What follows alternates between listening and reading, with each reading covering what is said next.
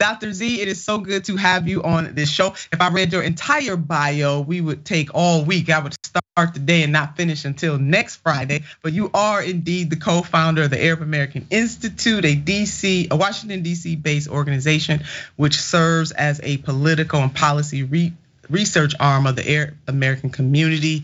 You have been on many presidential assignments. You were on assignment by President Obama in 2013. And you and I were together for Senator Bernard Sanders, both in 2016 and in 2020. We did some work for him on the DNC, trying to get that thing straightened out. And you were with the one and only Reverend Jesse Jackson at a time that it was historic for an Arab American to have that kind of presence on a presidential campaign. And I want all the viewers to know that I continue to learn from you every single day. I revel in the stories that you have to tell about your journey thus far. So it is an honor to have you on Unbossed. Thank you, Nina. And it's been just a delight in my life to get to know you and work with you. Yeah, back at you. I appreciate that. So, Doc, we've been looking at some of the recent events here. You've participated, as I said, in various elections. Running a firm with your brother that takes surveys all over the world. So it's not just here in the United States of America, you've been all over the world, but just focusing in on our nation right now, for all that you have seen and what we are seeing happening in this country right now. What do you think the state of our republic is in 2023? I think it's in jeopardy. And I fear that I see no way out. I think that we're in a situation that's spinning out of control and will continue to be out of control. I feel like it's a doomsday scenario. I hate to be, the guy that says it's bad and getting worse, but that's it. I mean, I think that what Donald Trump did was unearth grievances that were there, were real, but he fueled them and fed them with fear and anger and polarized the situation that was already getting worse. It was already getting bad. I mean, it started with Newt Gingrich, I dare say, Pat Buchanan, Newt Gingrich and them. But Trump crystallized it around a movement that had been forming, but gave it an anger that it hadn't seen before. And actually, I'm writing an article right now. It's going to headline "Donald Trump Hates America," because there isn't a single institution, from the courts to law enforcement to media to Congress, et cetera, that he has not expressed contempt for and mobilized the anger of his constituency.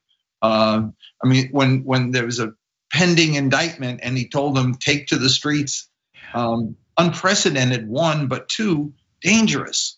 The jurors, I'm understanding, potential jurors don't want to be known that they'll be jurors. The judge doesn't want to be seen or known. There's a threat and a danger to people. And I think that whether he wins or loses in 2024, whether he wins or loses the primary, a lot of people are going to go down as a result of that. If a Republican wins and beats him, they'll come out wounded as can possibly be.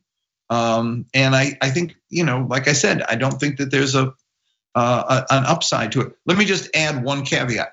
I don't think this had to happen. Number one, not because of the Republican Party, but on the Democratic Party. I hate to put the fault on my party, but we let an entire constituency go. We ignored white working class voters in Midwestern, Mid-Atlantic states, et cetera. We turned our back on them and told them they didn't matter. And when Hillary said deplorables, whatever, we didn't pay attention. And Donald Trump comes along and says, I'll pay attention to you. I care about you. I'm the only one who'll fix it, who'll listen to you. He didn't mean it. He was preying off of their fears and anger in order to catapult him into power. But we didn't pay attention, and we're still not paying attention. No, not at all, Doc. I mean, I totally agree. That was the thing about Bernie.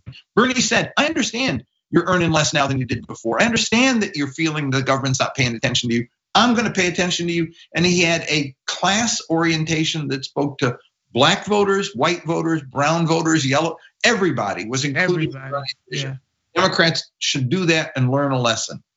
Absolutely. And Dr. Zogby, I do agree, obviously, with your analysis of what was going on in 2016, and that had been bubbling for a while. Those kinds of explosions that we see reveal themselves, if you will, during a presidential election is not something that just happened overnight, 2 days ago, 3 days ago. That had been simmering for a long time. These rotten trade deals, people's quality of life going down, people having to work 2 and 3 jobs instead of having one full-time job and maybe another job on the side for truly extra money. Now this is really about survival. And yes, the Democratic Party, our party, ignored those aches and those pains, and along comes a Trump, and with faux populism, he is able to pull those people to his side. And my state is one of those states. My state voted for first Senator Obama, but then President Obama. They voted for Obama twice. My doctoral work was in religion, and I did my dissertation on religion under stress, culture and society under stress.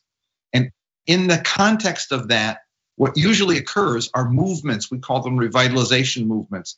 They are usually movements that look backward. Obama was the first time I saw people actually believe in hope and move forward. But then Republicans were able to turn that around after the victory into a moving backward campaign. Well, there was a backlash. Yeah. And it worked.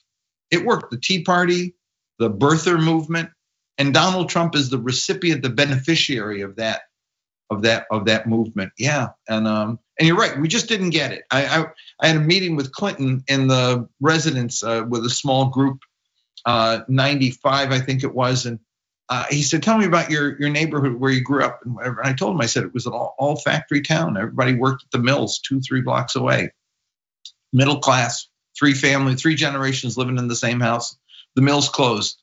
And when the mills closed, Utica went from 100,000 people to 58,000 people. It wasn't just the city fell apart, but families fell apart. And I said, you now have problems we never had in that community before. And he said, we're never getting those jobs back again. What we have to do is retrain them in high tech and blah, blah, blah. And I said, my God, he didn't know the people live across the street from me. I mean, they're like in their 50s and 60s. They're not going back to school to get retrained. We had to have understanding of these people who in their 60s were losing their jobs and had nowhere to go. Is there any way in your mind to turn any of this around? I mean, when you talk about forgotten communities, certainly I'm thinking about East Palestine, for example. That feels so left behind by the Democratic Party. Donald J. Trump won that community overwhelmingly. It was over 70%. He won that community. They're another example of how the class issue is a vital issue, and you absolutely cannot leave any group of people behind. And if working class people got together, poor and working class people got together, no matter the other identities, if we just identify based on class, that is more than half the battle right there. Bernie 2024, that's a good start. But I'll tell you, I think that the idea is that message has to resonate. It has to be embraced by other Democrats. There has to be an alternative vision to the neoliberalism that is so dominant in the party today, that still identifies being fiscally conservative as being a way to attract voters. That's nonsense. You have to be fiscally progressive to win these voters back. That's right. You have to have an agenda that speaks to their needs and speaks with anger. You have to tell them, I'm as upset as you are. And if they don't do that, I mean, when somebody like Lindsey Graham comes along and says Democrats are the party of the elites and we're the party of the working class, people should have, in the Democratic Party, should have said, wait a minute, how'd this happen?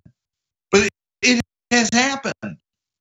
It has happened, and we have to turn that around, but we won't turn it around unless we get upset, angry, and let people know we're gonna fight for them, but we don't do it. No, we do not. And righteous indignation goes a very long way because people wanna feel it. People, it's your heart that is touched even before it gets to your head. It's do these people that have the power really, really care? Well, Doc, our time. 20 years after the Iraq War, no accountability, nobody paying any price for what they did. And the Democratic Party that endorsed that war has nothing new to offer. And we've got to fight to change nothing new. And I'm gonna have you back on. That certainly is on my list, the Middle East. But we are out of time right now, so I want to have you back on just to talk about the Middle East. you all. This is Dr. Jim Zogby. Dr. Zogby, he's the president of the Arab American Institute. Doc, you got a couple of books out there, team. Let's put up those books really, really quickly. Please read Dr. Zogby's book. You can go on the website, the Arab American Institute, to get more information. Dr. Zogby, it was such a pleasure to have you with me, and we're definitely going to have you back.